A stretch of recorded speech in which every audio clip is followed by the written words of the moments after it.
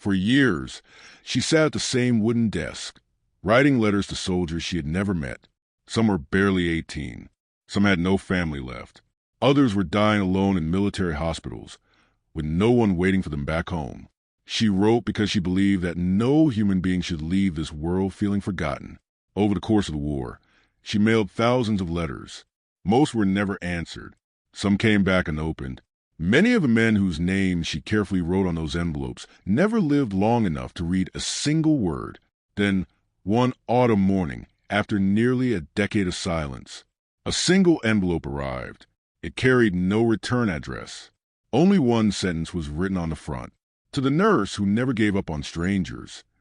Inside that envelope was a story so extraordinary that it would completely change everything she believed about the power of a simple letter. And for decades, almost nobody knew it ever happened. History often remembers the generals who commanded armies, the politicians who signed treaties, and the heroes whose names filled newspapers. But history is strangely quiet when it comes to ordinary people whose kindness quietly changed countless lives. During the great wars of the 20th century, millions of soldiers crossed oceans carrying little more than a uniform, a rifle, and hope. Many never received letters from home. Entire families had disappeared. Parents had died. Towns had been destroyed. Some recruits had nobody left alive to write to them. Military doctors knew something remarkable. Physical wounds could sometimes heal faster than loneliness. One heartfelt letter could lift a soldier's spirit more than medicine ever could. Across Europe and America, volunteers began writing to men they had never met. Most of those letters disappeared into history. But one nurse became different. She refused to stop. Long after everyone else had moved on with their lives, she kept writing. Thousands of envelopes, thousands of names, thousands of strangers, until one forgotten reply returned years later and uncovered a story that historians almost never tell. Tonight, we travel back to a hospital where compassion became a daily duty and where one ordinary woman unknowingly created one of the most remarkable chains of human kindness ever recorded. This is a forgotten story of the nurse who wrote thousands of letters to unknown soldiers, and a single letter that changed everything. The train slowed as it approached the military station just before dawn. Steam drifted across the platform, mixing with the cold autumn air. The passengers inside remained unusually quiet. Nobody smiled. Nobody hurried to gather their belongings. They already knew where they were arriving.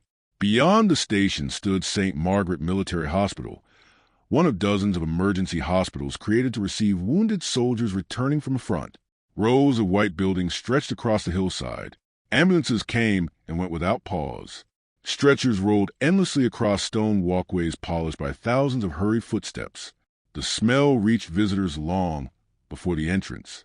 Antiseptic, smoke, fresh bread from the kitchen, wet uniforms, and beneath it all, the unmistakable scent of war. For 24-year-old Eleanor Hayes, this would become home. She stepped onto the platform carrying only one suitcase, a small Bible from her mother, and the nursing certificate she had earned just months before. She had grown up in a quiet farming town where the loudest sound was usually the church bell on Sunday mornings. Nothing in her life had prepared her for this place. An elderly doctor welcomed the new nurses with a voice that sounded permanently exhausted. There are no easy days here. No speech followed. No ceremony. Only work. Within minutes, they were walking through endless corridors lined with iron beds. Some soldiers slept beneath heavy blankets. Others stared silently at the ceiling. Several had lost arms. Many had lost legs. Some had lost their sight. Others carried wounds that could not be seen beneath bandages. Fear, shock, grief. Every face told a different story. The hospital itself never truly rested. Doctors worked through the night. Orderlies pushed medicine carts until sunrise. The kitchen prepared meals around the clock. Laundry workers washed mountains of bloodstained sheets every day. Even the chapel remained open at every hour because someone was always praying. Eleanor quickly discovered something she had never imagined. Physical injuries were only part of the suffering. Loneliness filled every room. Some patients received visitors almost daily. Their families traveled for hours simply to hold their hands. But many beds remained painfully empty. Entire weeks passed without a single familiar face appearing beside certain soldiers. One afternoon, she noticed a young private carefully watching the entrance every few minutes. Each time footsteps echoed to the hallway, hope briefly appeared in his eyes.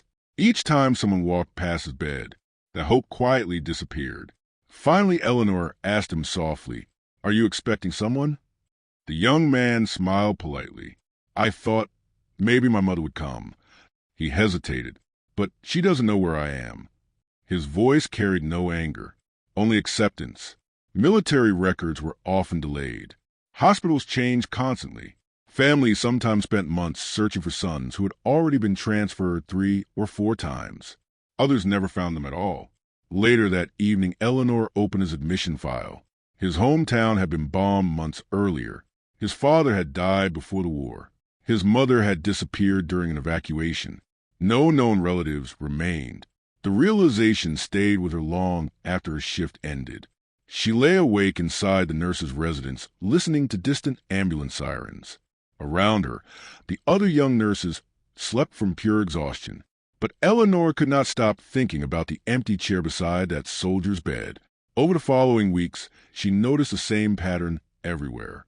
Some men carefully counted the days since receiving their last letter.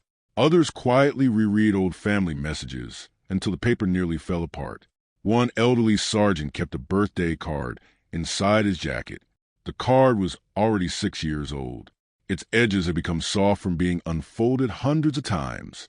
He carried it everywhere. One evening, Eleanor asked why. He smiled. "It reminds me someone once waited for me." That answer broke something inside her. Until then, she had believed medicine healed people.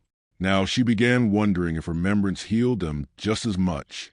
She did not yet realize it, but that simple question would soon change the course of her entire life. The idea arrived quietly, not during a dramatic moment, not after a heroic rescue, but while Eleanor was replacing fresh bandages on a soldier whose eyes had not left the window for nearly an hour. He looked no older than 19. His left arm rested inside a sling.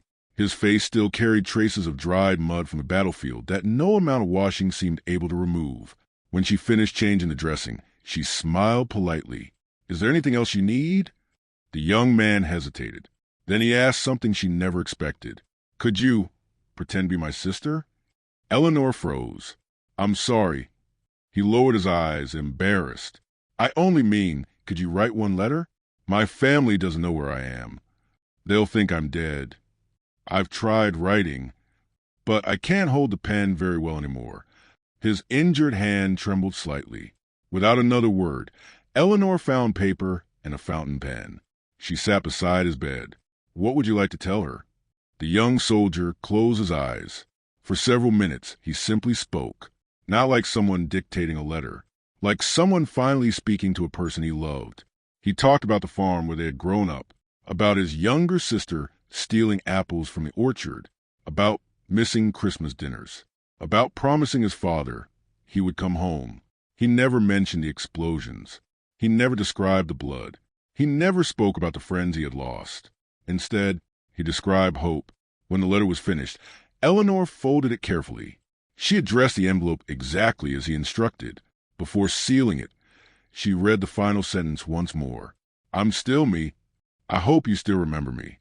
The hospital mail clerk promised to send it the next morning. 3 weeks later, the reply arrived. The soldier cried before opening it. His sister had searched hospitals across 3 different countries. She had nearly given up. She believed he had died months earlier. Now she knew he was alive. She would come as soon as transportation became possible. For the first time since Eleanor had met him, he laughed. Not loudly, not for long, but genuinely. Something changed inside the ward after that. Doctors noticed it first. The young soldier began eating again. His recovery accelerated. He started speaking with other patients. He even helped teach another wounded recruit how to write with his remaining hand. 1 letter. That was all it had taken. A week later, another patient quietly approached Eleanor. "I heard you helped him." She nodded. "My wife cannot read very well. Would you write for me too?" She agreed. Then another soldier asked, and another. Soon every spare moment between shifts was filled with paper, ink, envelopes, and stories. Some letters celebrated births. Others apologized for old arguments. Some simply said, "I'm alive." Many soldiers struggled to find the right words. War had changed them. How could anyone explain months of fear inside a single page? Eleanor learned that writing for someone else required more than good handwriting. It required listening. Sometimes an hour of conversation produced only 5 honest sentences. Sometimes silence said more than paragraphs ever could. She never changed their feelings. She simply helped them become words. One rainy afternoon, an elderly captain thanked her after finishing a letter to his wife. "I've commanded hundreds of men, but today I couldn't even command my own heart." She smiled gently. "You already did. You just needed someone to hold the pen." Within 2 months, nurses across neighboring wards began sending soldiers to Eleanor. Officially, writing letters was not part of her duties. Unofficially, everyone knew those letters were saving lives. Even the hospital director quietly looked the other way, because every reply that returned seemed to heal something medicine could not reach. Eleanor still believed she was only helping patients communicate. She had no idea that very soon she would begin writing to men she had never met at all. Winter arrived earlier than expected. Snow covered the hospital grounds, muffling the constant noise of wagons, ambulances, and marching boots. Inside the wards, however, nothing slowed. Every day brought another train, another convoy, another list of names. Some patients stayed only a few days before returning to the front. Others never left their beds. Eleanor continued writing letters between every shift. By now, dozens of families knew her handwriting without ever knowing her name. One afternoon, while organizing outgoing mail, she noticed a small stack of envelopes resting alone in a wooden basket. None had addresses. None had names. She asked the mail clerk why they had not been sent. The old man sighed.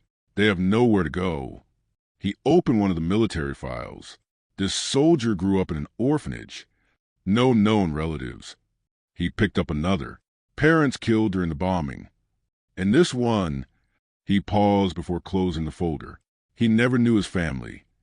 The envelopes remained untouched. Beautiful letters. Heartfelt words. No destination. That evening, Eleanor could not stop thinking about them. She imagined those young men spending hours choosing every sentence, only to discover there was nobody left to receive them. The following morning, she walked through Ward 6 carrying breakfast trays. Near the last window sat a quiet corporal, reading an old newspaper for what seemed like the 100th time. She had rarely heard him speak. "Good morning." He smiled politely. "No letters today?" He shook his head. "I've never received one. Not even before the war." The answer surprised her. "You have no family?" "I suppose I had one once. I simply don't remember them." He explained that he had grown up moving between orphanages and temporary shelters. Birthdays came and went unnoticed. Christmas meant another meal in another building. Nobody ever wrote. Nobody ever visited. When he enlisted, nothing changed. There was still no one waiting. Before leaving, Eleanor asked one final question. "If someone did write to you, what would you want them to say?" The corporal laughed softly. "I don't know. I've spent my whole life wondering that." Those words followed her throughout the day. Late that evening, she sat alone in the nurse's residence. A blank sheet of paper rested before her.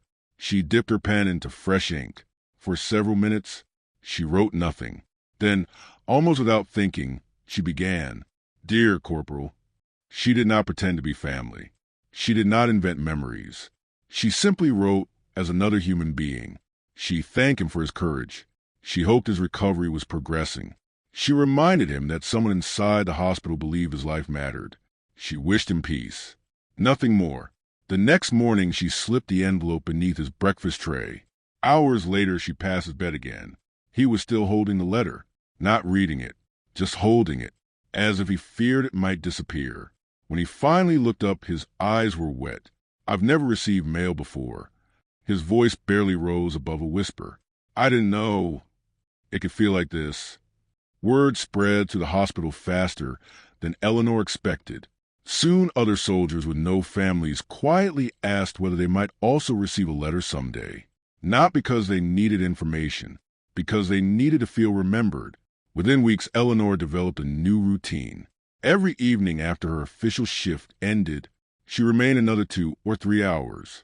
She wrote to strangers, not dozens, not hundreds, just one careful letter at a time.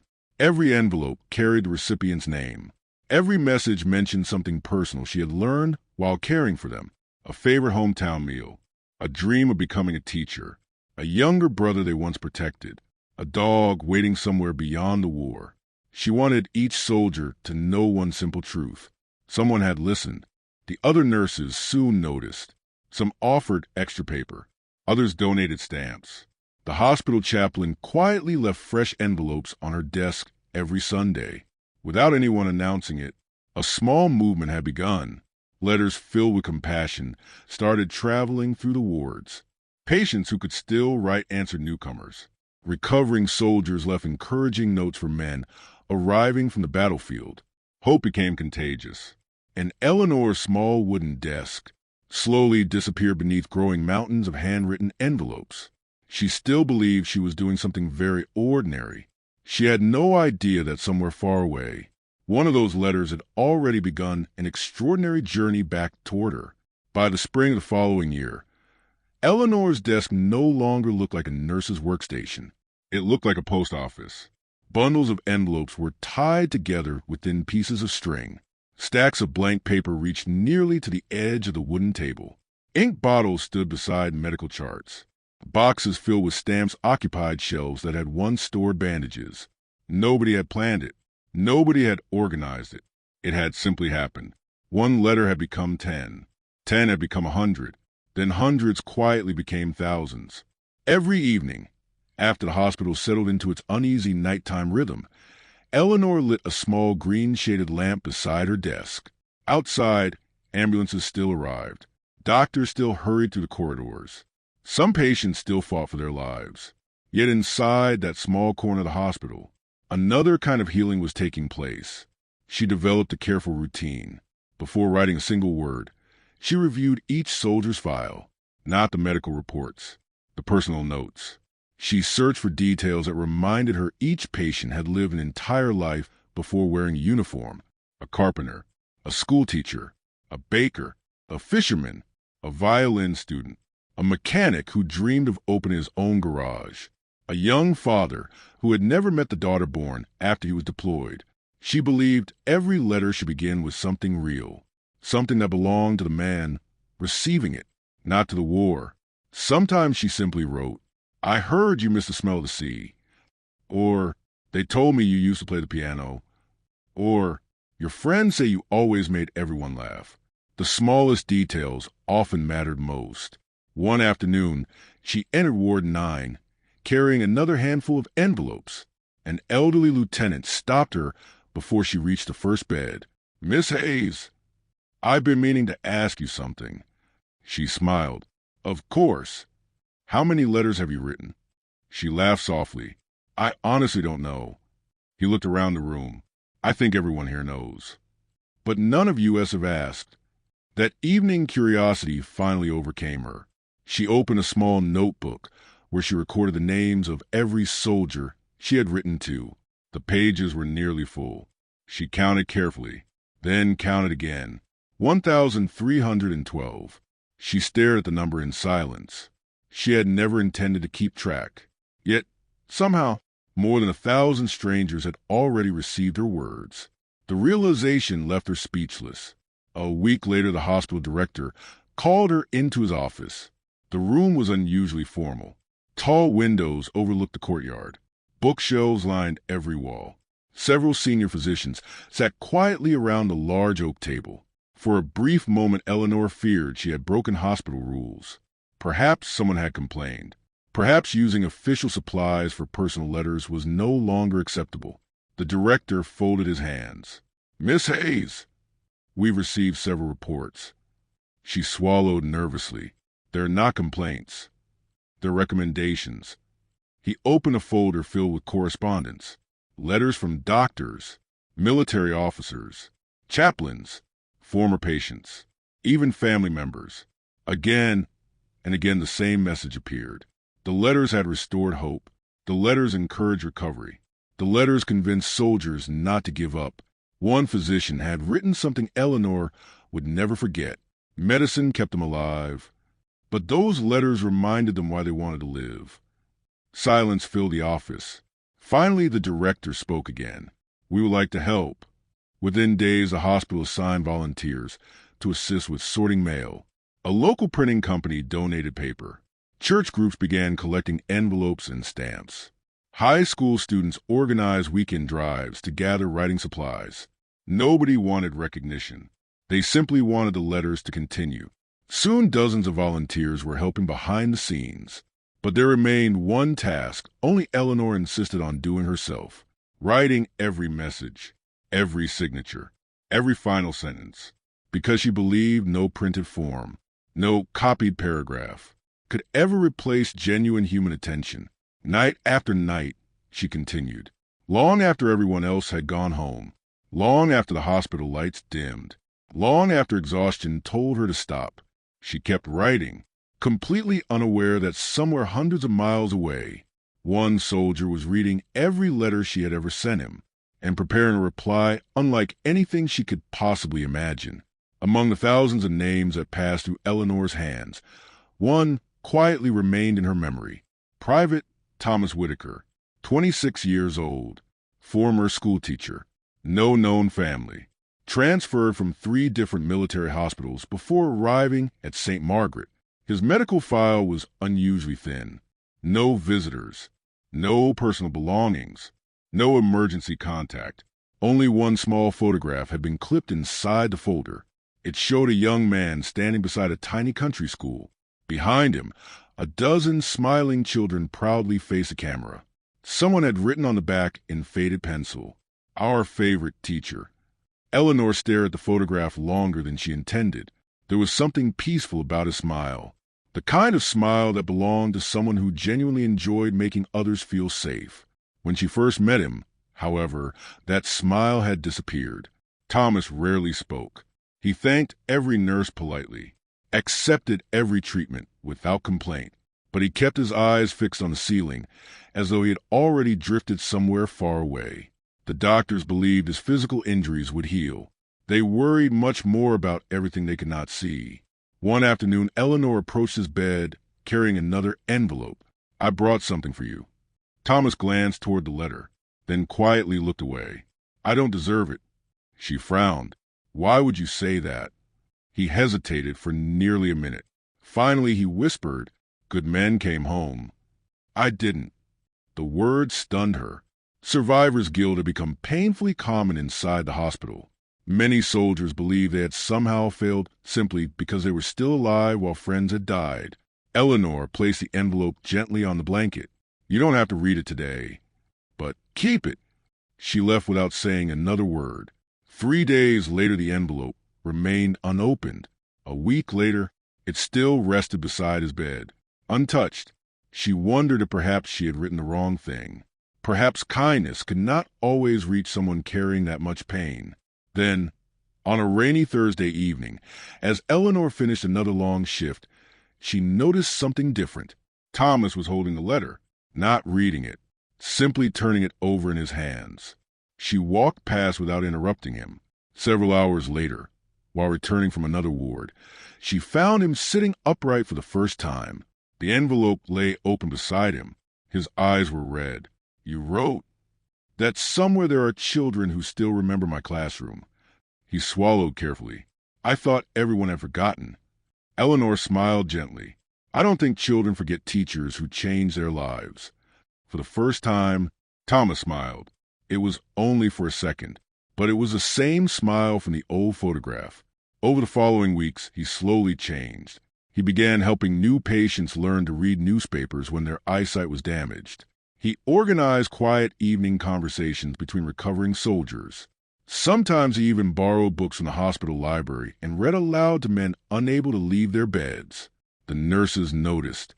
The doctors noticed. Even the hospital chaplain quietly remarked, "He's becoming himself again." Eventually, Thomas recovered enough to leave. On the morning of his discharge, Eleanor walked with him to the front entrance. Snow had begun melting. Birds had returned to the trees surrounding the hospital. Before stepping into the waiting military truck, Thomas reached into his coat pocket. He removed the letter she had written months earlier. The paper was already worn from constant folding. "I'll keep this." She smiled. "I hope someday you won't need it anymore." He looked at her with remarkable seriousness. "No, I'll need it forever." He climbed aboard the truck. The vehicle disappeared down the long gravel road. Eleanor watched until it vanished beyond the hill. She expected another letter someday.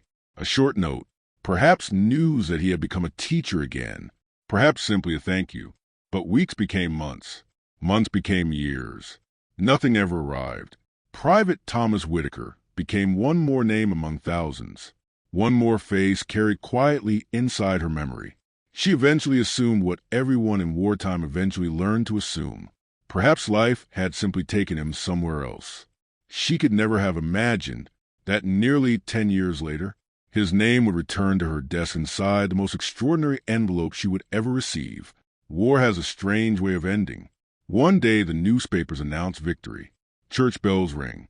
Crowds fill the streets. Flags wave from every window. People embrace strangers. And slowly, the world begins trying to forget. For St. Margaret Military Hospital, however, peace arrived quietly. The trains carrying wounded soldiers became less frequent. Entire wards closed. Beds that had once been occupied every night now remained empty for weeks. Doctors returned to civilian practice. Young nurses married and moved away, or accepted positions in ordinary hospitals. Life slowly reclaimed the building. Eleanor stayed. She had received several offers from larger hospitals. One even promised a comfortable office position with shorter hours and better pay. She declined every one. She could not explain why. Something inside those old brick walls had become part of her life.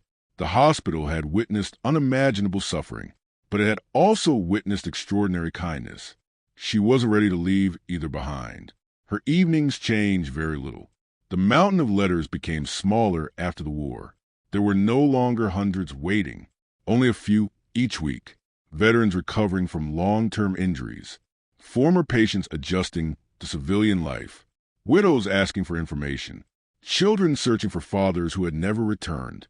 Sometimes Eleanor simply answered questions. Sometimes she wrote words of comfort. Sometimes she listened. More than once she realized people weren't asking for answers. They only wanted someone willing to hear their story. The years passed almost unnoticed. The ink in her fountain pen changed dozens of times. Her hair grew slightly longer. Fine lines appeared beside her eyes. The hospital itself modernized. Electric lights replaced old lamps. Medical equipment improved. Young nurses arrived who knew almost nothing about the terrible years Eleanor had lived through. To them, the stories sounded almost impossible. One afternoon, a trainee nurse found an old wooden cabinet while cleaning a storage room. Inside were hundreds of carefully organized notebooks. Each one contained names, dates, hospital wards, tiny handwritten notes. The young nurse carried one downstairs. "Miss Hayes, what are these?" Eleanor smiled gently. "My letters." The young woman opened one notebook. Every page was filled. Thousands of names. Thousands of careful entries. She looked up in disbelief. "You remembered every single one?" Eleanor thought for a moment. "No, I remembered they mattered." The notebooks were returned to the cabinet. Life continued. Occasionally a Christmas card arrived from a former patient. Sometimes a photograph appeared showing a soldier reunited with his family. A few even visited the hospital years later. They always brought flowers. Sometimes homemade pies. Always gratitude. Yet one name never returned. Thomas Whitaker. Not a postcard. Not a birthday greeting. Not even a change of address notice. Eventually, Eleanor stopped expecting one. Not because she forgot him. Because she had learned an important lesson. Kindness is not an investment expecting returns. Some letters simply disappear into the world. And that is enough. Nearly 10 years passed. The old notebooks gathered dust. The war slowly became history. Children who had never heard air raid sirens now filled schoolyards. The country looked forward instead of backward. Then, on a cool October morning, the hospital receptionist entered Eleanor's office, carrying an envelope unlike any she had ever seen. It was thick, old-fashioned. Its paper had yellowed with age. There was no military seal, no official markings, no return address. Only 7 carefully written words appeared across the front. To the nurse who never gave up on strangers. Eleanor's heart began beating faster. She stared at the handwriting. It felt strangely familiar, not because she recognized the letters, but because every stroke carried the steady confidence of someone who had once struggled to hold a pen. Very slowly, she reached for the envelope. Without realizing it, she was about to open the most important letter of her entire life. For several long seconds, Eleanor simply stared at the envelope. The hospital around her continued exactly as always. Telephones rang. Orderlies pushed carts through the hallway. Someone laughed somewhere near the cafeteria. But inside her office, time seemed to stop. She gently turned the envelope over. The seal had already been opened once before. Someone had carefully resealed it with fresh glue. There were tiny postal markings from several different cities. It looked as though the letter had spent years traveling from place to place before finally finding her. She reached for a small letter opener. Her hands, usually steady even during surgery, trembled ever so slightly. Inside rested several folded pages, and beneath them an old black and white photograph. She recognized it immediately. It was the same country school from Thomas Whitaker's medical file, the same wooden building, the same front steps. But this photograph was newer. Children stood smiling in front of the entrance once again. There were even more of them now, nearly 40. And standing in the middle was Thomas, older, healthier, smiling exactly as he had before the war. Eleanor's eyes filled with tears before she had even read the first sentence. Very carefully, she unfolded the letter. The handwriting was slow, beautiful, every line perfectly measured. It began simply, "Dear Miss Hayes, I hope you still remember a schoolteacher who once believed he had been forgotten." She stopped reading. Her heart immediately recognized the name before her eyes reached it. Thomas Whitaker, alive. She took a slow breath, then continued, "I wanted to write many years ago. I tried countless times, but every version of this letter felt too small. How do you thank someone who quietly gave your life back?" Eleanor lowered the paper for a moment. Outside her office window, autumn leaves drifted across the courtyard. 10 years. She had waited 10 years without even realizing she had been waiting. She continued reading.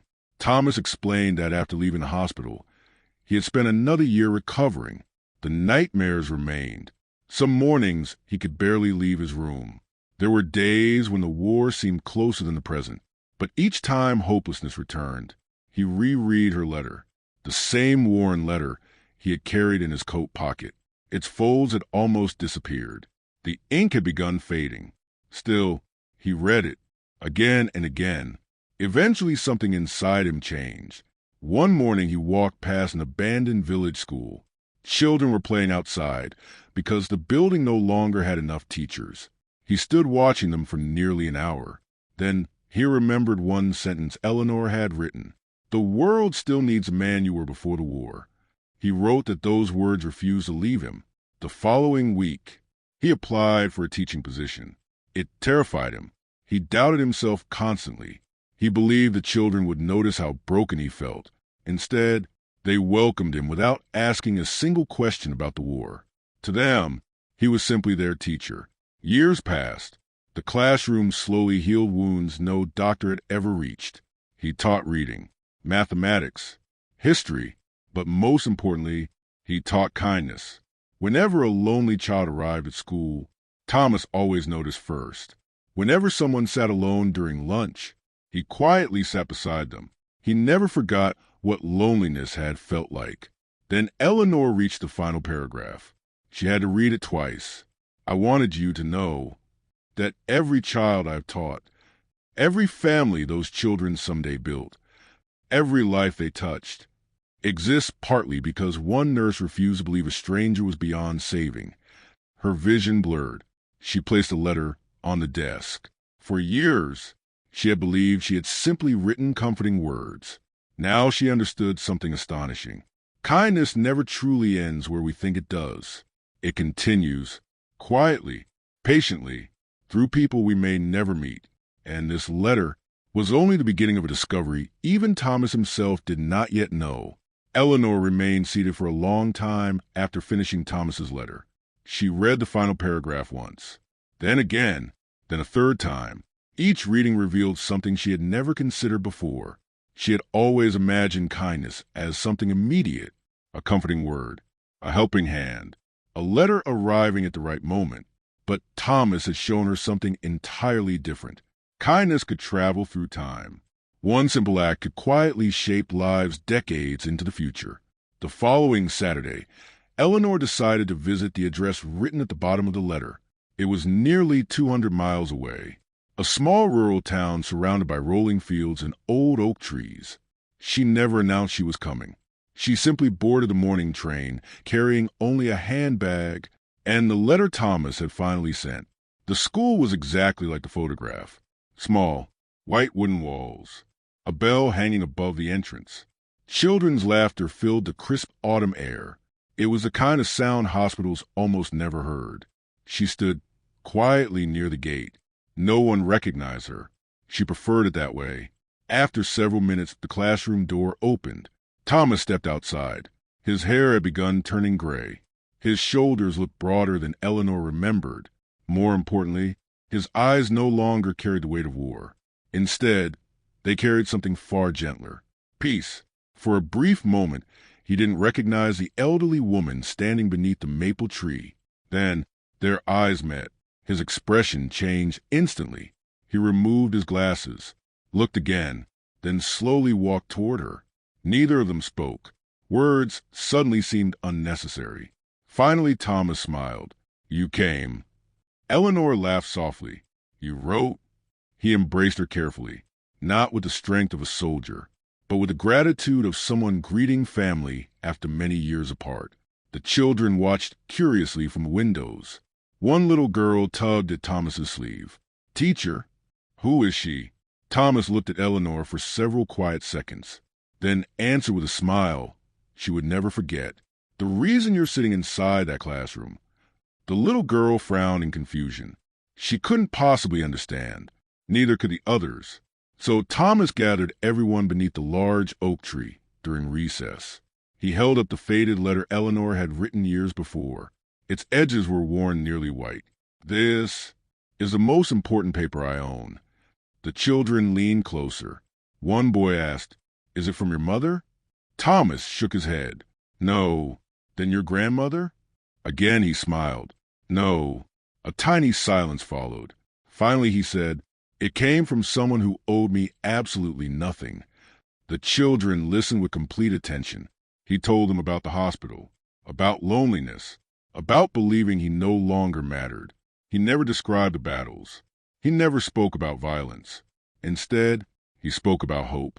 He explained how a stranger had taken the time to notice him when he had become invisible, how one letter had reminded him that his life still had purpose. Then he looked around at every child sitting beneath that tree. If someone can change one person's future, they can unknowingly change hundreds. The children nodded. Some understood. Others were still too young. But every one of them remembered that story. Years later, many would tell it to their own children. And although they never realized it, they were also telling Eleanor's story. Without books, without monuments, without history lessons, simply through gratitude passed from one generation to the next. As the afternoon sun settled over the little schoolyard, Eleanor finally understood why Thomas had waited so many years before writing back. Some stories cannot be measured in months. They need an entire lifetime before their true ending becomes visible. When Eleanor returned to St. Margaret Hospital, she carried more than memories. She carried questions. Questions that had quietly waited inside her for years without ever being asked. How many lives had those letters truly reached? How many people had quietly changed direction because someone had taken a few minutes to write words of hope? She realized she had never tried to find out. The following Monday, After finishing her morning rounds, she walked into the old storage room beneath the east wing. The room smelled of aged wood and paper. Dust floated through narrow beams of sunlight entering from a small basement window. Against the far wall stood the same oak cabinet where her notebooks had rested untouched for years. She unlocked it slowly. Inside sat dozens of carefully labeled journals. Each one represented hundreds of names, thousands of memories. She gently removed the oldest volume. The leather cover had faded. Its corners were worn smooth from years of handling. Opening the first page felt strangely emotional. Every line had been written by a younger version of herself.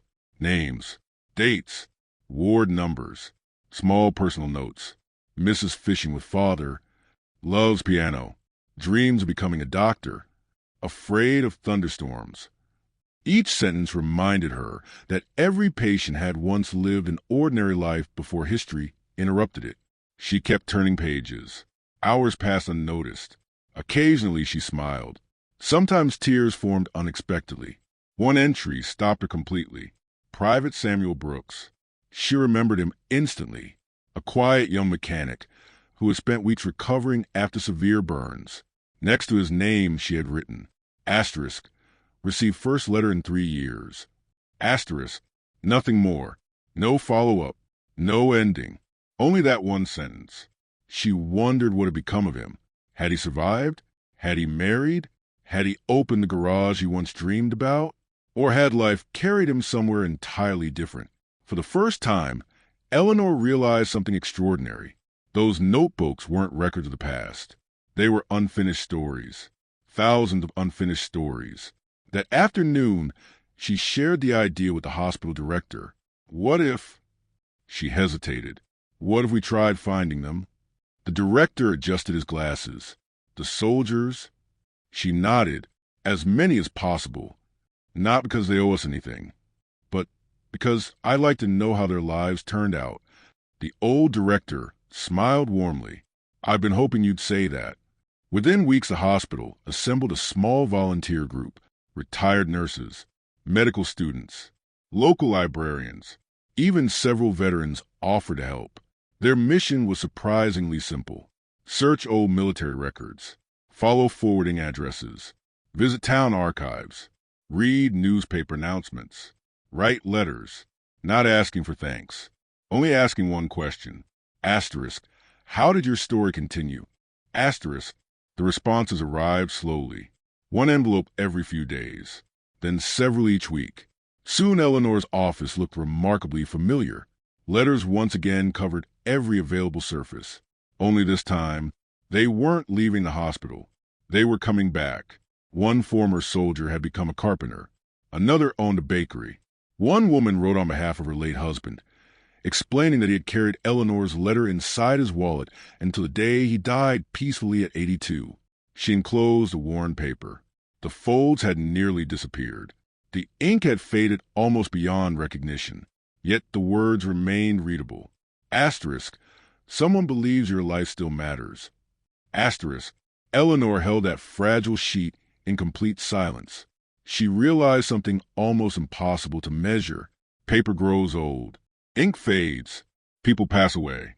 But kindness somehow survives all of them. And among the growing stack of replies, one letter contained a name Eleanor had completely forgotten, a name connected to a promise she had made during the darkest days of the war, a promise she had never been able to keep. Among the hundreds of replies arriving from across the country, one envelope looked different. Its handwriting was careful but uncertain. The paper was inexpensive. The stamp had been placed slightly crooked. Inside was a short letter from a woman named Margaret Collins. Eleanor read the opening lines twice. I don't know if you remember my brother. His name was Daniel Collins. Immediately, the name stirred something deep inside her memory. She hurried downstairs to the old cabinet. Within minutes, she found the notebook from the hospital's second year of operation. There it was, Daniel Collins, 22 years old, railway worker, severe chest injuries, no surviving parents, one younger sister. Beside his name, Eleanor had written only 4 words.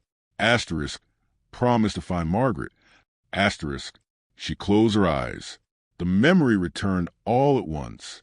Daniel had arrived during one of the busiest weeks the hospital had ever experienced. Dozens of wounded soldiers had been admitted within a single night. The corridors overflowed with stretchers.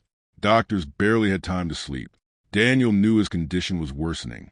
One quiet evening, he had asked Eleanor to sit beside him. "There is something I need." She nodded. "My sister, Margaret. I promised I'd come home." His breathing had already become difficult. "If I don't—" He struggled for several seconds before continuing. "Please tell her." I kept trying. Eleanor had taken his hand. "I promise." The next morning, Daniel was gone. She had searched military records for weeks afterward. Addresses had changed. Entire neighborhoods had disappeared during the war. Letters came back marked undeliverable. Eventually, she had been forced to accept defeat, not because she stopped caring, because she simply had nowhere left to search. And yet, 10 years later, Margaret's letter had somehow found her. With trembling hands, Eleanor continued reading. "My brother never came home. For many years I believed he had forgotten me. When no letters arrived, I convinced myself he had chosen to disappear. Then came the sentence that made Eleanor stop breathing for a moment. Last month an old military archive was finally opened. There I found your unfinished inquiry asking someone to help locate me. I realized my brother had never stopped looking." Tears rolled silently down Eleanor's face. For 10 years, she had carried the quiet pain of believing she had broken a dying man's final request. Now she discovered something astonishing. He had kept his promise. And so had she. Even though neither of them had lived to see it completed, Margaret's letter continued. "I cannot thank my brother anymore, but I can thank the woman who refused to let his last wish disappear. I've lived my whole life believing I was forgotten. Now I know I was loved until the very end." Eleanor folded the letter carefully. For several minutes she remained completely still. Outside her office window, young nursing students crossed the courtyard laughing together. Life continued, just as it always had. Yet something profound had quietly changed. She finally understood that promises made with genuine love are not always measured by whether they are fulfilled immediately. Sometimes they simply wait. Years, decades, even generations, until the right person finally discovers them. That evening, Eleanor opened a fresh notebook. On its first page, she wrote only one sentence. "No act of kindness is ever truly unfinished." She had no way of knowing that those words would soon inspire one final project, a project that would ensure none of those forgotten soldiers would ever become anonymous again. The sentence Eleanor wrote that evening stayed on her desk for weeks. Asterisk, no act of kindness is ever truly unfinished. Asterisk, she found herself reading it every morning before beginning her rounds. At first, it was simply a reminder. Then it slowly became an idea. One rainy afternoon, she walked through one of the hospital's oldest corridors. Most patients no longer knew what those walls had witnessed during the war. Fresh paint covered old cracks. New equipment filled rooms once crowded with iron beds.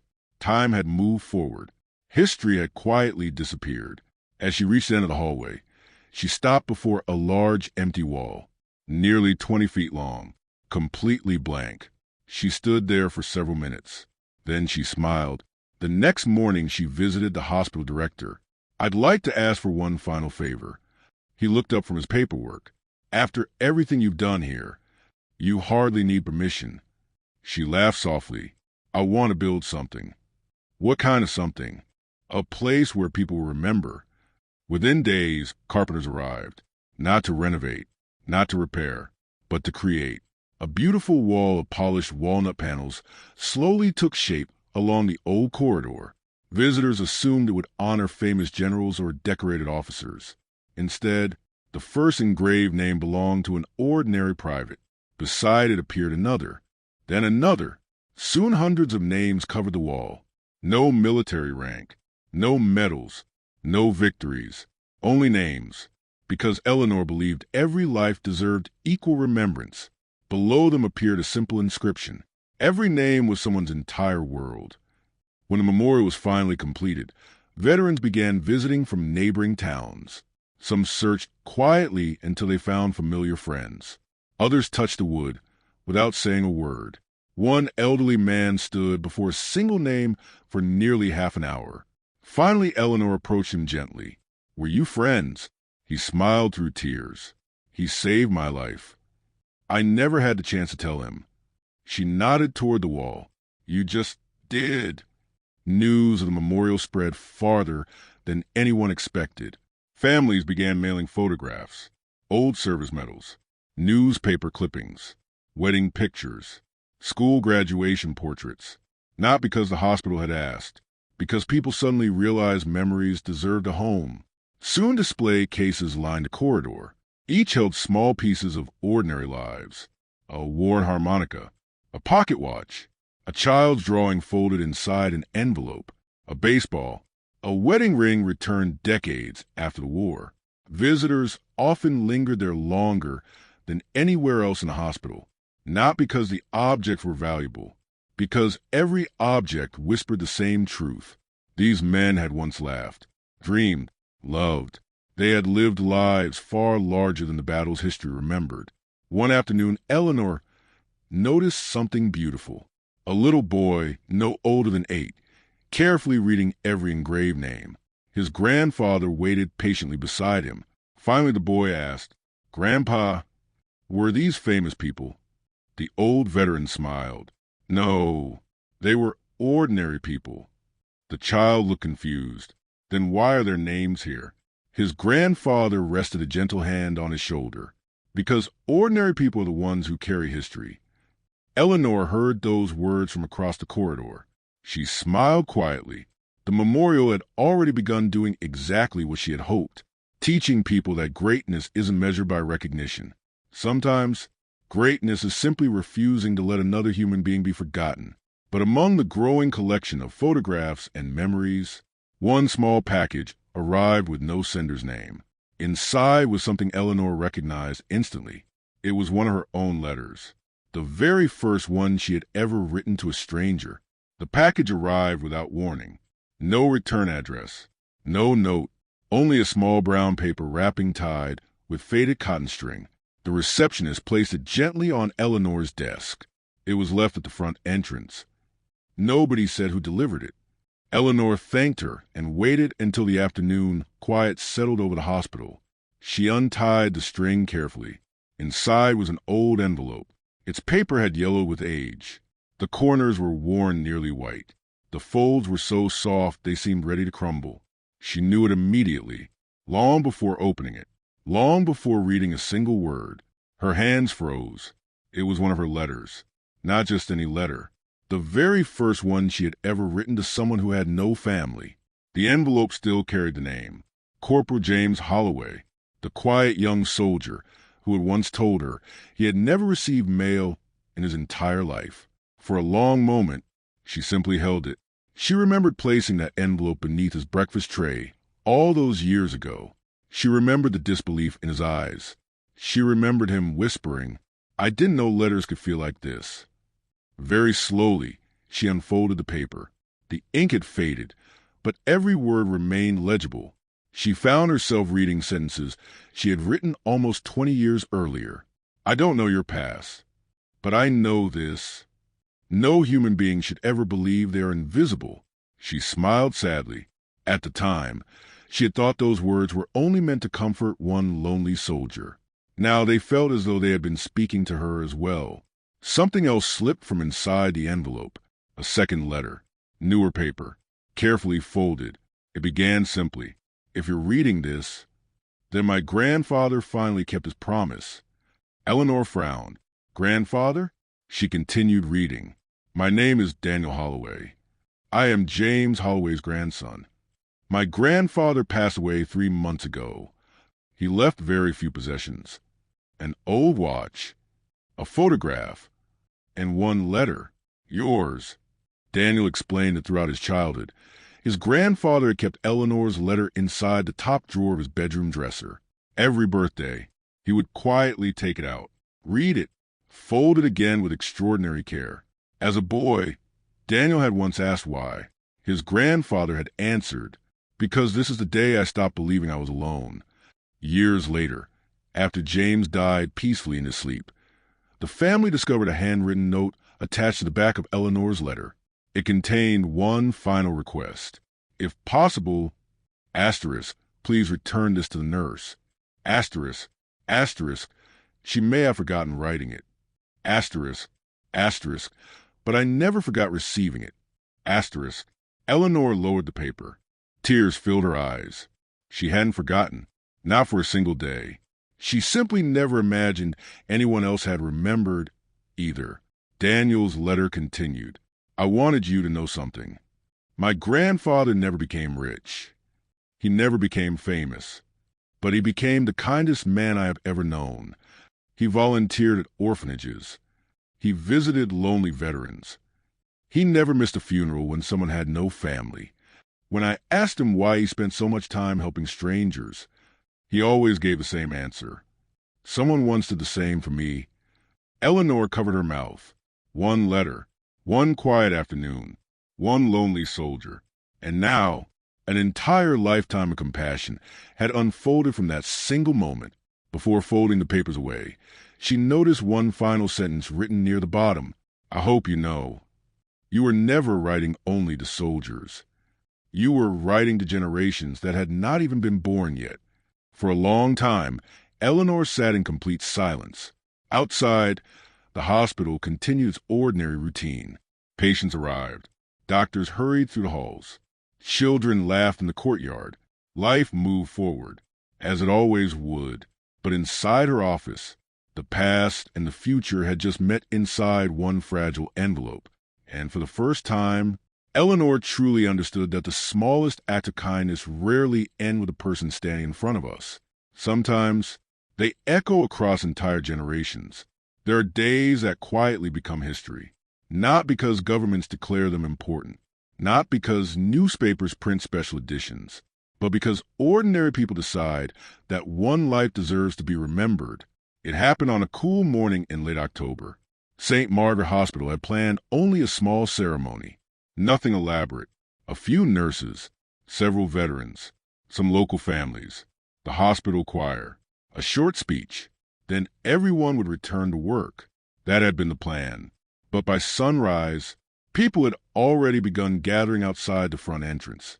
One elderly veteran arrived wearing the same service jacket he had kept for nearly 30 years. Another came carrying a faded photograph of 4 young soldiers who had never returned home. A widow brought the final letter her husband had received before the war ended. Children arrived holding flowers. Teachers came with entire classrooms. Nobody had expected so many. By 9 o'clock, the hospital courtyard was completely full. Doctors stood beside former patients. Young nurses spoke quietly with men old enough to be their grandfathers. Some visitors had traveled hundreds of miles. Most had never met Eleanor. Yet every one of them carried a story connected to a letter. The hospital director stepped onto the small wooden platform.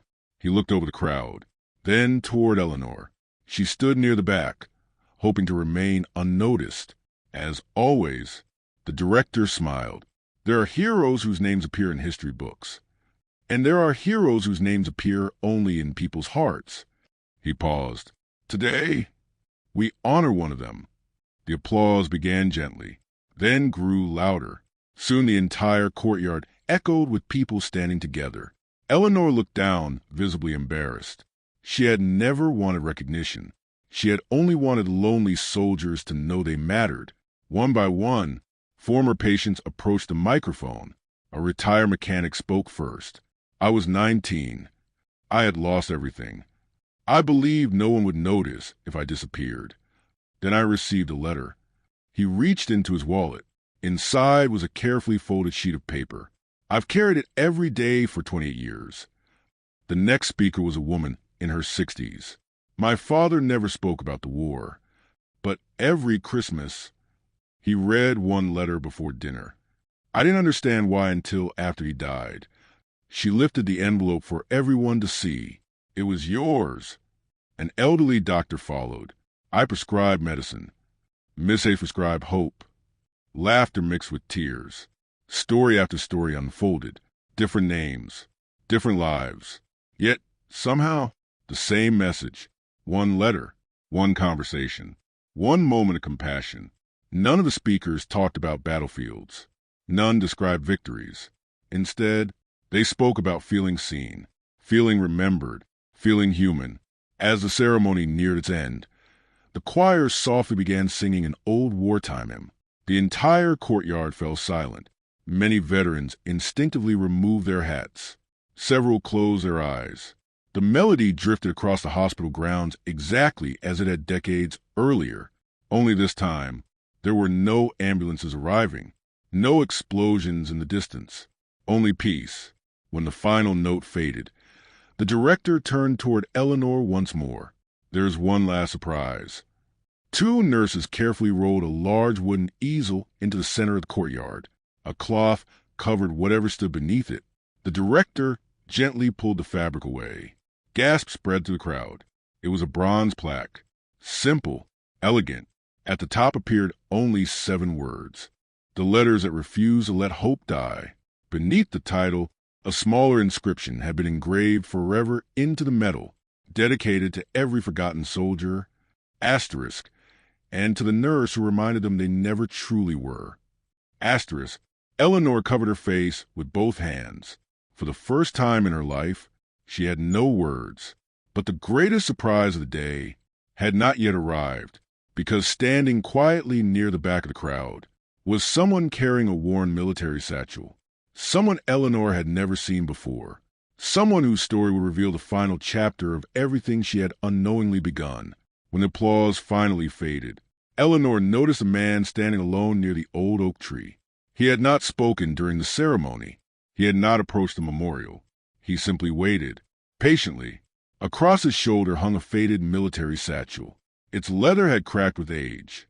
The brass buckle had been polished so many times it reflected the afternoon sunlight. The man looked to be in his late 60s. His posture was calm. His face carried the quiet confidence of someone who had lived a very full life. When the crowd slowly began dispersing, he walked toward Eleanor. He removed his cap. "Miss Hayes?" She nodded. "I've been looking for you." His voice sounded strangely familiar, not because she recognized the man, but because she had heard that same gentle tone decades earlier from countless frightened young soldiers. He carefully removed the satchel. "I was asked to give this to you." Eleanor looked puzzled. "By whom?" The man smiled softly. "My father." He opened the satchel. Inside were hundreds of envelopes, perfectly organized, some still sealed, others carefully folded. The paper ranged from nearly new to so old it had turned almost golden. Eleanor looked at him in disbelief. "What are these?" "They're your letters." She stared silently. "My father never threw away a single one. He wasn't the only one." The man introduced himself. "My name is William Carter. My father was Sergeant Benjamin Carter." Eleanor searched her memory. The name appeared almost instantly. Benjamin Carter, 31 years old, railroad engineer, shrapnel injuries, 3 months in Ward 4, always worried about everyone else before himself. She remembered writing him several letters after his discharge. William continued. "My father began visiting other veterans after the war. Many lived alone. When one of them passed away, if they had no family, my father gathered their personal belongings. He gently touched the satchel, and almost every time, he found one of your letters." Eleanor felt a chill run through her body. William carefully removed the first envelope. This belonged to Corporal Lewis. He kept it inside his Bible. The second, this one belonged to Arthur Miller. He carried it in his jacket until the day he died. Another, this belonged to Frank Donovan. He framed it beside a photograph of his wife. Envelope after envelope emerged, every one carrying Eleanor's familiar handwriting, every one preserved for decades. My father couldn't bear seeing them disappear, so he collected them. Whenever a veteran died without close family, he asked permission to keep only one thing, the letter. He looked around the quiet courtyard. He believed these weren't ordinary letters. They were proof that someone had cared. Eleanor slowly reached into the satchel. She picked up one envelope almost at random. The paper had become incredibly fragile. Inside, someone had written a second message years later, not in her handwriting. In the soldiers, it simply said, asterisk, I almost gave up the night before this arrived. Asterisk, nothing else. No signature. No explanation. Only that single sentence. Her eyes filled with tears. William quietly continued, my father used to say something. He believed one day these letters should all come home. Eleanor whispered, home. He nodded to the person who wrote them. She looked around the hospital, the memorial, the wall of names, the display cases, the old corridors. Suddenly she understood. These letters had never belonged to her.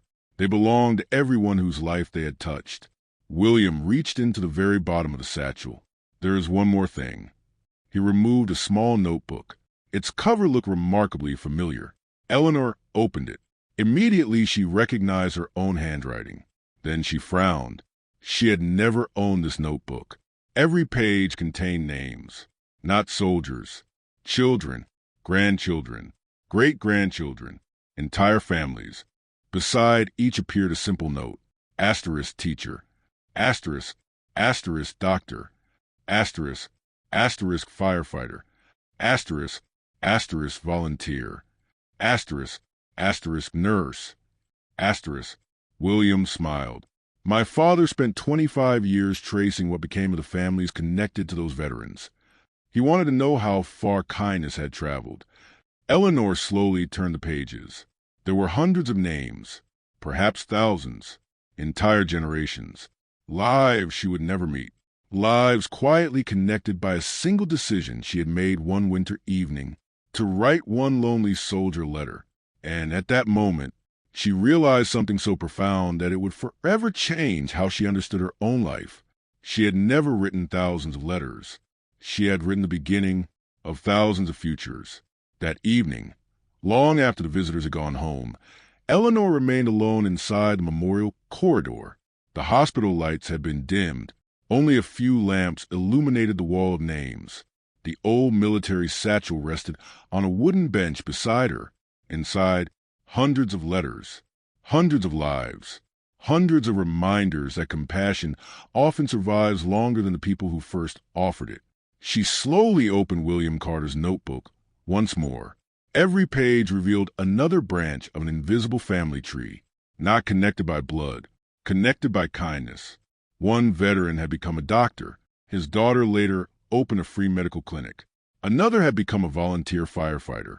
His grandson eventually rescued dozens of families during floods. A former radio operator had founded a public library. A wounded mechanic had trained hundreds of apprentices. A lonely corporal had spent 40 years visiting nursing homes every Christmas. Again and again, the pattern repeated itself. Someone had once received hope. Years later, they quietly gave hope to someone else. Eleanor suddenly understood why Thomas had written, asterisk, you were never writing only to soldiers. Asterisk, he had been right. Every letter had become a seed. Some grew quickly. Others waited years before taking root. But almost every one had grown into something larger than she could ever have imagined. The following morning, she invited William back to the hospital. Together, they spread dozens of letters across a long conference table. Young nurses stopped to look. Medical students quietly gathered around. Many had never seen handwritten correspondence from the war. One student picked up an envelope very carefully. I've never received a handwritten letter before. Another nodded. Neither have I. Eleanor smiled gently. It was once the fastest way to tell someone that they mattered. The room fell silent. One by one, the students began reading small passages, not aloud, only to themselves. Several wiped away tears. One young nurse finally spoke. I always thought nursing was mostly medicine. Eleanor looked at her kindly. Medicine treats illness. She paused. But kindness treats fear. The young woman wrote those words inside her notebook. Years later, she would repeat them to her own students. The chain continued, exactly as it always had. A month later, the hospital trustees announced something unexpected. The memorial will become permanent.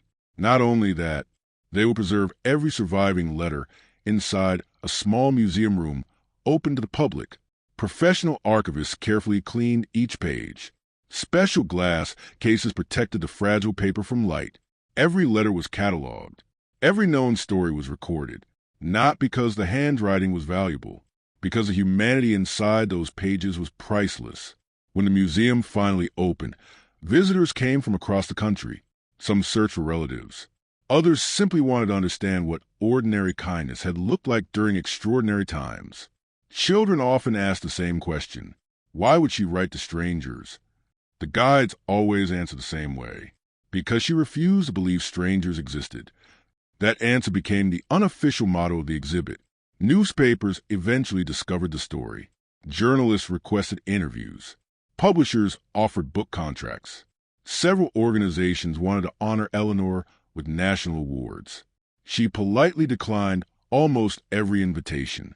When asked why, she smiled exactly as she always had. The letters were never about me. They were always about them. Still, history had one final gift waiting for her, one that would arrive on a cold winter morning, in the smallest envelope she would ever receive. Winter returned to St. Margaret one final time. Snow quietly covered the hospital gardens. The oak tree near the memorial stood bare against a gray morning sky. Inside, the corridors remained peaceful. Much had changed over the years. The old wartime wards had become modern recovery rooms. The young nurses Eleanor had once trained were now department supervisors. Some had children of their own. Others had already begun teaching the next generation. Time, as always, had continued moving forward. Eleanor, now well into her 70s, no longer worked full shifts. Most mornings she simply visited the memorial. She dusted the display cases herself, straightened photographs, adjusted faded ribbons.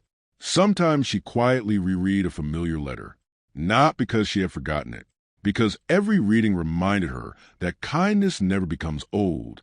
One icy December morning, the receptionist approached her carrying the smallest envelope Eleanor had ever seen. It was cream-colored, perfectly plain. No official seal, no return address. Only 3 handwritten words appeared on the front. For Eleanor Hayes. She smiled. Even after all these years, someone had chosen handwriting instead of convenience. She opened the envelope carefully. Inside rested a single folded page. Nothing else. No photograph. No signature at first glance. The letter began simply: asterisk, you don't know me. Asterisk, asterisk, and that's exactly why I'm writing. Asterisk. Eleanor leaned closer. Asterisk, my name doesn't matter. Asterisk, asterisk, what matters is that my grandfather received one of your letters during the war. Asterisk, asterisk, he passed away before I was born. Asterisk, asterisk, but every member of our family knows your name. Asterisk, she continued reading. The writer explained that every Christmas, the family gathered around the fireplace.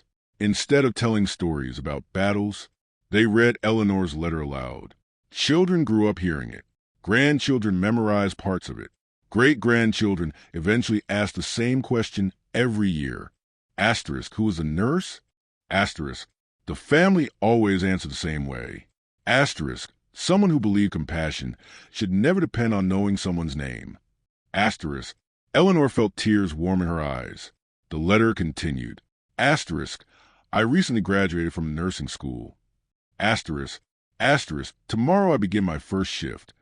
Asterisk, asterisk, I was afraid. Asterisk, asterisk, until my mother handed me a copy of your letter. Asterisk, asterisk, now I understand that medicine begins long before prescriptions. Asterisk, asterisk, it begins the moment another human being feels seen. Asterisk, there was one final paragraph. Asterisk, I don't know if this letter will ever reach you. Asterisk, but if it does... Asterisk, please know that your kindness is still working.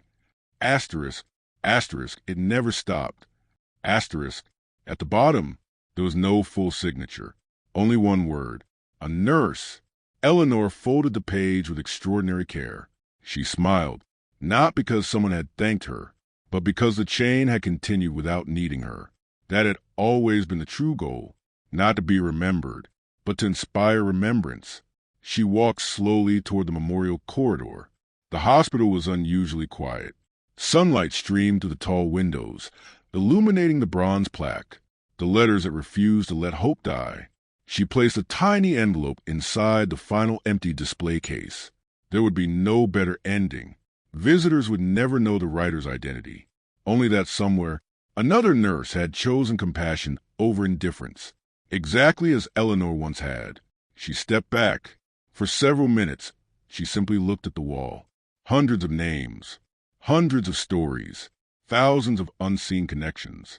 History often celebrates people who change the world in spectacular ways. But Eleanor had learned something different. Sometimes the world changes because one person quietly decides that another human being should never feel forgotten, and that decision can continue traveling long after both people are gone. The letters had finally completed their journey, or perhaps they were only just beginning. Many years after Eleanor Hayes quietly retired from St. Margaret Hospital, new nurses still paused before entering the memorial corridor. It had become a tradition. Before beginning their first shift, they spent a few minutes reading the bronze inscription, not because anyone required it, because every generation wanted to remember why the profession existed. Some read only one letter. Others remained there for nearly an hour. Almost every visitor left with the same realization. Healing had never belonged solely to medicine. Healing also belonged to compassion, to listening, to presence, to words spoken or written at exactly the right moment. As decades passed, the world changed beyond anything Eleanor's generation could have imagined. Telephones became smaller. Letters became emails. Messages crossed oceans in seconds instead of weeks. Technology made communication effortless. Yet something curious happened. People often felt lonelier than ever. The museum guides quietly noticed this. Young visitors sometimes stood before the glass display cases longer than elderly veterans ever had. One teenager once asked, "Did people really wait weeks just to hear from someone?" The guide smiled. "They did." "Weren't they afraid of waiting?" The guide nodded. "Of course. So why write it all?" He looked toward Eleanor's first surviving letter. Because hope is always worth waiting for. That answer remained with many visitors long after they returned home. Years later, researchers studying the hospital archives counted the surviving correspondence. Not every letter had been preserved. Many had naturally disappeared over time. Others remained with families. Some had been lost forever. Even so, more than 2,000 handwritten letters still existed, each one carrying slightly different words, yet everyone expressing the same quiet truth. Asterisk, you matter. Asterisk, historians eventually concluded something remarkable. There had never been an official government program requiring Eleanor's work. No military order, no special funding, no public campaign. Everything had begun because one nurse refused to ignore loneliness. Nothing more, nothing less. One ordinary decision, repeated thousands of times. Visitors often ask the museum's oldest volunteer the same question. What was Eleanor really trying to accomplish? The elderly man would always smile before answering. I don't think she was trying to change history. I think she was trying to save one person. And then another, and another. The answer never changed. Neither did its truth. Today, somewhere in the world, someone is comforting a frightened patient. Someone is writing a message to a stranger. Someone is choosing kindness even though nobody may ever know. Perhaps they learned it from a parent, or a grandparent, or a teacher, who themselves had once been touched by someone else's compassion. That is how goodness survives. Not through headlines, not through monuments, but through people, quietly passing it forward, like a letter carefully placed into another person's hands. History rarely remembers every act of kindness. Most disappear without applause, without recognition, without anyone realizing the lives they quietly transformed. But every once in a while, one forgotten story returns, not to remind us how extraordinary one person was, but to remind us how extraordinary ordinary kindness can become. So the next time you wonder whether one small gesture really matters, Remember Eleanor Hayes, a nurse who wrote thousands of letters to people she had never met. Most were never answered. Many were never seen again. Yet those simple pages crossed generations, built families, inspired teachers, comforted the lonely, created healers, and proved something history too often forgets. Sometimes, the greatest legacy a person leaves behind is simply making sure another human being never feels forgotten. Thank you for spending this journey with us. If this forgotten story moved you, consider sharing it with someone who might need a reminder that kindness is never wasted, because somewhere, someone may still be waiting for a letter they never expected to receive. Before leaving the memorial each evening, Eleanor had developed one quiet habit. She walked the length of the wall of names, very slowly, never rushing. She never stopped at the famous names. There weren't any. Instead, she paused before random ones. Sometimes she whispered them aloud. Samuel Brooks, James Holloway, Thomas Whitaker, Daniel Collins. Each name sounded ordinary, exactly as she believed they should. History had a habit of celebrating extraordinary people. Eleanor believed ordinary people deserved remembrance just as much. One afternoon, a young volunteer noticed her speaking softly to the wall. He smiled. "Did you know them all?" She thought for a moment, then answered honestly, "No, I knew they mattered." The young man wrote those words inside his notebook. Years later, he would repeat them to another volunteer, and another. Even lessons become letters when passed from one person to another. As winter slowly gave way to spring, Eleanor realized something unexpected. She no longer visited the memorial because she feared people would be forgotten. She visited because she had finally accepted they wouldn't. Not anymore. The letters had done their work. The names would remain. The stories would continue. One bright Saturday morning, a school bus arrived carrying children no older than 12. Their teacher gathered them beneath the bronze plaque. She asked a simple question. "What do you think makes someone a hero?" Hands shot into the air. A soldier, a firefighter, a police officer, a doctor. The teacher smiled. "Those are wonderful answers." Then she pointed toward Eleanor, who was quietly arranging flowers near the memorial. "What about her?" The children looked confused. She wore no uniform, no medals, no ribbons. She looked like any elderly grandmother. One little girl finally asked, "What did she do?" The teacher answered with only one sentence. She refused to let lonely people believe they were alone. Silence followed. Then another child quietly whispered, "That sounds harder." The teacher smiled. "It often is." Eleanor heard every word. She pretended not to. Some lessons become stronger when they are discovered naturally. Before the children boarded the bus, the little girl approached Eleanor. She held out a folded piece of notebook paper. "I wrote something." Eleanor unfolded it carefully. The handwriting leaned in every direction. Several words were misspelled, but the message was perfect. "Dear stranger, asterisk, I hope today someone smiles at you. Asterisk, if not, asterisk, this letter is my smile. Asterisk, no signature, only a tiny drawing of a heart."